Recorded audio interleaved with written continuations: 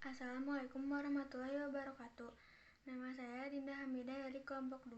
Kali ini saya akan menjelaskan mengenai kehidupan sosial Kerajaan Sriwijaya. Perkembangan perdagangan di Sriwijaya sangat berkembang dengan baik. Mengapa hal ini bisa terjadi? Karena Kerajaan Sriwijaya berada di jalur lintas perdagangan internasional. Nah, dengan banyaknya pedagang yang singgah di Sriwijaya, membuat masyarakatnya berkomunikasi dengan mereka, sehingga bisa mengembangkan kemampuan berkomunikasi masyarakat Sriwijaya. Bahasa Melayu kuno kemungkinan telah digunakan sebagai bahasa pengantar utama dengan para pedagang dari Jawa Barat, Jambi, Bangka, dan Semenanjung Malaysia. Perdagangan internasional ini juga membuat kecenderungan masyarakat menjadi lebih terbuka akan berbagai pengaruh dari budaya asing, salah satunya India. Ising menjelaskan bahwa banyak pendeta yang datang ke Sriwijaya untuk belajar bahasa Sanskerta dan juga menyalin kitab suci agama Buddha. Guru besar yang terkenal pada masa ini yaitu Saryakirti yang membuat karangan buku berjudulkan Hasta dan Dasastra. Assalamualaikum warahmatullahi wabarakatuh. Saya Afal Ardiansyah dari kelompok 2. Kehidupan ekonomi Kerajaan Sriwijaya. Sistem perekonomian pada Kerajaan Sriwijaya berkembang begitu pesat dan menjadi pusat pelayaran perdagangan karena letak geografisnya, sehingga menjadi jalur pelayaran antara India dan Cina. Setelah menguasai Malaka, pelabuhan itu banyak disinggahi kapal asing, sehingga mendapat pemasukan pajak. Assalamualaikum warahmatullahi wabarakatuh. Saya Muhammad Fajar Sidik Aminullah dari kelas 10 IPS 1. Kali ini saya akan menjelaskan budaya Kerajaan Sriwijaya. Budaya dari Kerajaan Sriwijaya berdasarkan berbagai sumber sejarah, sebuah masyarakat yang kompleks dan kesempitan yang sangat dipengaruhi alarm pikiran budaya Wajrayana digambarkan bersemi di kota Sriwijaya. Beberapa prasasti Siddhartha abad ke-7 seperti prasasti Talang Tuo menggambarkan ritual Buddha untuk memberkati peristiwa penuh berkah, yaitu peresmian Taman Sri Kasetra, anugerah Maharaja Sriwijaya untuk rakyatnya. Dan ada pula prasasti Telaga Batu mengabarkan kerumitan dan tingkatan jabatan pangkat kerajaan. Sementara prasasti Kota Kapur menyebutkan keperkasaan bala tentara Sriwijaya atas Jawa. Semua prestasi itu menggunakan bahasa Melayu kuno, leluhur bahasa Melayu dan bahasa Indonesia modern. Sejak abad ke-7, bahasa Melayu kuno telah digunakan di Nusantara, ditandai di tempat lain, seperti yang ditemukan di Pulau Jawa. Hubungan dagang yang dilakukan berbagai suku bangsa Nusantara menjadi wahana penyebaran bangsa Melayu, karena bahasa ini menjadi alat komunikasi bagi kaum pedagang. Sejak saat itu, bahasa Melayu menjadi lingua franca dan digunakan secara meluas oleh banyak penutur di Kepulauan Nusantara. Meskipun disebut memiliki kekuatan ekonomi dan keperkasaan militer, Sriwijaya hanya meninggalkan sedikit tinggalan purbakala di jantung negerinya di Sumatera. Sangat berbeda dengan episode Sriwijaya di Jawa Tengah saat kepemimpinan Wanga Sailendra yang banyak membangun monumen besar seperti Candi Kalasan, Candi Sewu, dan Borobudur. Candi-candi Buddha yang berasal dari Sriwijaya di Sumatera antara lain Candi Muara Jambi, Candi Muara Takus, dan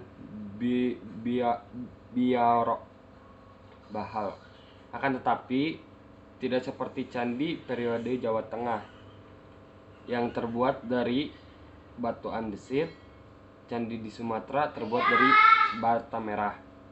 Beberapa arca-arca bersifat Buddhisme seperti berbagai arca Buddha yang ditemukan di Bukit Seguntang, Palembang, dan arca-arca Bodhisattva Avalokiteshvara dari Jambi, Bidor, Parak, dan Cahya, dan arca Maitreya dan dari Komering, Sumatera Selatan.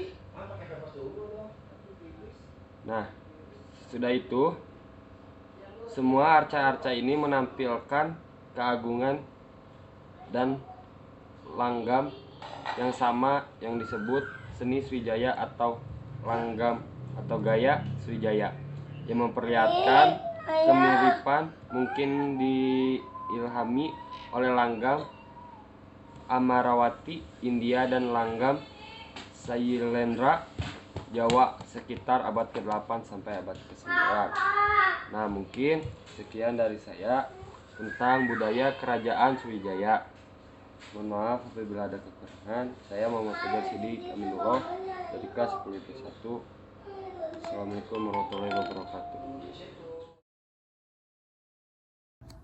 Assalamualaikum warahmatullahi wabarakatuh. Perkenalkan, nama saya Nazwa Aurel.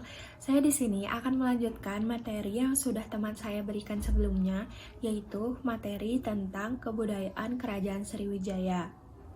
Meskipun disebut memiliki kekuatan ekonomi dan keperkasaan militer, Sriwijaya hanya meninggalkan sedikit peninggalan purbakala di jantung negerinya di Sumatera. Sangat berbeda dengan periode Sriwijaya di Jawa Tengah saat masa kepemimpinan Wangsa Shailendra yang lebih banyak membangun monumen besar seperti Candi Kalasan, Candi Sewu, dan Candi Borobudur. Candi-candi Buddha yang berasal dari masa Sriwijaya di Sumatera antara lain Candi Muaro Jambi, Candi Muara Takus, dan Biaro Bahal atau Candi Bahal. Akan tetapi, tidak seperti candi periode Jawa Tengah yang terbuat dari batu andesit, candi di Sumatera terbuat dari bata merah. Berikut ini candi-candi peninggalan Kerajaan Sriwijaya. Yang pertama ada Candi Kalasan. Candi ini terletak di Desa Kalasan, Kabupaten Sleman, Provinsi Yogyakarta, Indonesia. Yang kedua ada Candi Borobudur.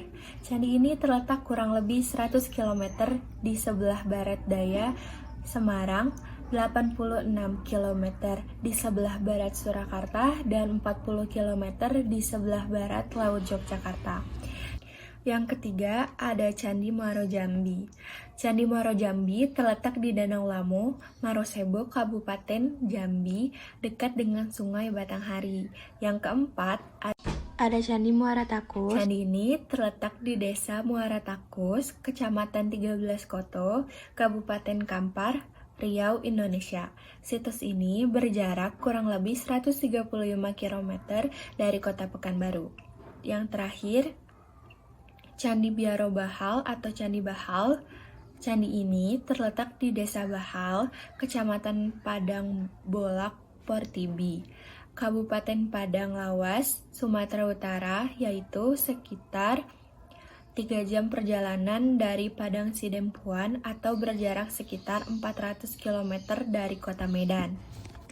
Berbagai arca-arca bersifat Buddhisme, seperti berbagai arca Buddha yang ditemukan di Bukit Seguntang, Palembang, dan arca-arca Bodhisattva Avalokiteshvara dari Jambi, Bidor, Perak, dan Cahya, dan arca Maitreya dari Komering, Sumatera Selatan. Semua arca-arca ini menampilkan keanggunan dan langgam yang sama yang disebut seni Sriwijaya atau langgam atau gaya Sriwijaya, yang memperlihatkan kemiripan, mungkin diilhami oleh langgam Amarawati India dan langgam Shailendra Jawa, sekitar abad ke-8 sampai ke-9.